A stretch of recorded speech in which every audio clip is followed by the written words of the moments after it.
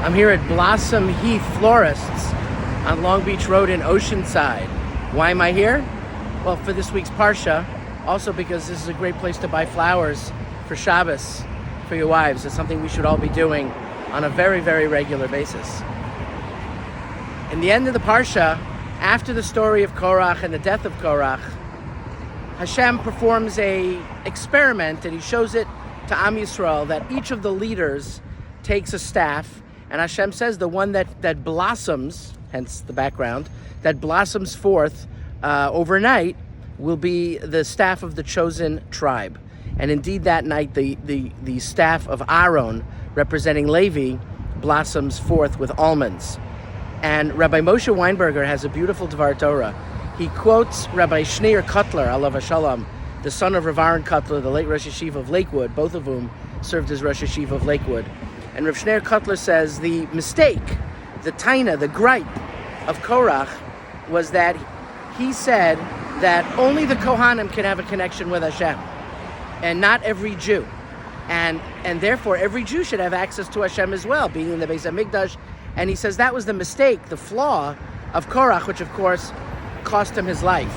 So after Hashem killed Korach and his band and that whole group, Rav Shneur Kotler says, why did they need this test to show that Mata Aaron, that the staff of Aaron would blossom forth? He said because people thought that maybe Hashem was punishing Korach because he challenged Moshe, challenged Hashem. But it wasn't that. It wasn't. He also wanted to answer his question. It wasn't to destroy the person that was creating such tumult and such machlokas in the community. It was also to show that, yes, when it came to the Kodesh Kadoshim, in the Kodesh Kadoshim itself, it would be Aaron and his family that would have that connection. But Rabbi Weinberger pointed out, I think this was Rabbi Weinberger's idea, every single Jew has a place where they can flourish. And indeed, he said that those staffs would have blossomed elsewhere for the other tribes.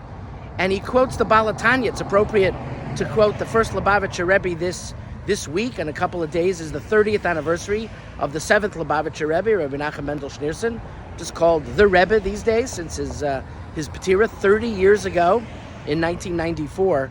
And the Baal HaTanya said that you have a shopkeeper and he realizes he can't run out to shul to catch mincha with a minyan.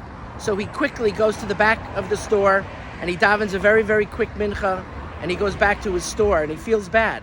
And the Baal HaTanya says, don't think that Hashem does not love that prayer of that shopkeeper. That's his place to daven. And that was his destiny. Not everybody can be in the Kodesh Kadoshim all the time. Now, I'm not saying that's not a reason to come to shul. Everybody should try to make it to shul if they can. But if you can't, you do your best. And Chabad has done a great job, and Tanya and their literature and the Chabad movement has shown us that every Jew blossoms and has their place where they can blossom. Yes, for the Kohen, it's in the Beis HaMikdash. But for every Jew, they have their place to blossom. Include every husband bringing home some flowers for his wife for Shabbos. Have a beautiful, beautiful Shabbos and continue to enjoy the summer.